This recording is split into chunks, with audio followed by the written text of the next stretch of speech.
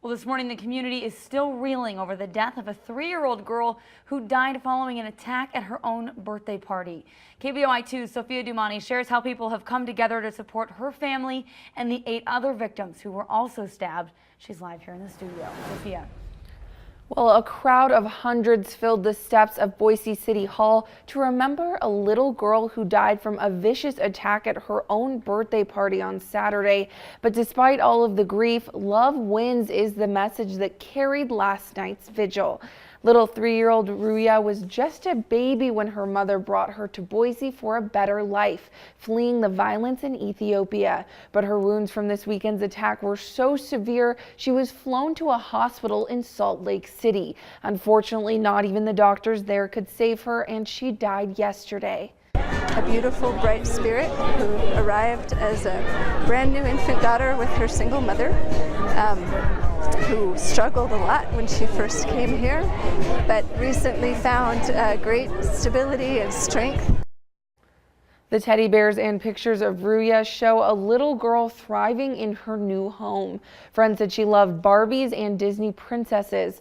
Those who attended the vigil chanted for love, family, and community, a vow not to forget her or abandon those she leaves behind. Mayor Beater says this tragedy does not define our community and urged all to welcome and love those who are new among us. Now, an update on other victims injured in Saturday night's mass stabbing. Police say one child has been released from the hospital. This morning, 7 people remain in the hospital, many of them with serious or critical injuries. Reporting live in the studio, Sophia Dumani, KBOI2 News. Well, again, if you want to donate to these families and the victims affected, here is one way you can help. The International Rescue Committee is taking donations to help cover things like counseling and temporary housing. It's on their website. They say donating here will help ensure that your money is going directly to those who need it. We also have a link to this page on our website, idahonews.com. The stabbing suspect, Timmy Kinner, is now charged with first-degree murder and 8 counts of aggravated battery. Ada County prosecuting attorney Jan Bennett says it's too early to decide if she will seek the death penalty. For now, the judge ordered Kinner be held without bail.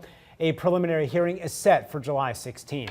We've learned how Kinner, who was essentially homeless, was tied to that apartment complex. It was by way of a woman who wanted to help him. We talked with that woman who did not want to be identified, but she told us she met Kinner at Health and Welfare 3 weeks ago. She emphasized he wasn't staying at her home, but she did allow him to keep his belongings there.